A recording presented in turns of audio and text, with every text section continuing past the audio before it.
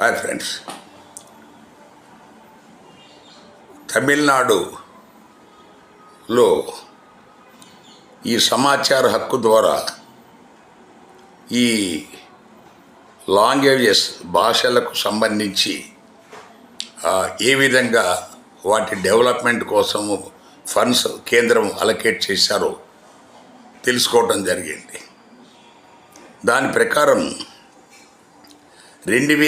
గత 11 సంవత్సరాల్లో 2,524 కోట్లు కేంద్ర ప్రభుత్వము సంస్కృతం డెవలప్మెంట్ కోసం ఇచ్చారు.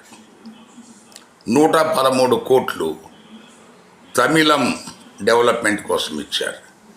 12 కోట్లు తెలుగు డెవలప్మెంట్ కోసం ఇచ్చారు. మనకు ఒకప్పుడు Telugu second highest spoken language after Hindi.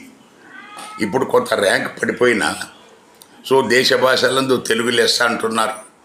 తర్వాత మన గౌరవ వెంకయ్య నాయుడు గారు, గౌరవ జస్టిస్ రమణ గారు, సుప్రీంకోర్టు మాజీ చీఫ్ జస్టిస్, వీళ్ళంతా తరచుగా అమ్మ భాషని కాపాడండి అంటున్నారు. మరి ఇది అమ్మ భాషను కేంద్ర ప్రభుత్వం కాపాడుతున్న విధానం. ఈ పరిస్థితుల్లో అమ్మ భాషని ఎవరు కాపాడాలో మరి ఈ పాలకులు తెలుసుకోవాలి. వాళ్ళకు సంస్కృతం అనేది ఈ దేశంలో ఏ రాష్ట్రంలో అది అధికార భాష కాదు. అక్కడ మాట్లాడే పర్సంటేజ్ కూడా అత్యంత స్వల్పము. అయినా కూడా దానికోసం అంత పెద్ద 2,524 కోట్లు ఇచ్చి తెలుగుకు 12 కోట్లు, తమిళ్కు 113 కోట్లు ఇస్తే దీన్ని ఈ విధమైన ఇది న్యాయబద్ధమైన అలొకేషను ఈ ప్రజలు గమనించాలనేది ఈ వీడియో విజ్ఞప్తి. Thank you.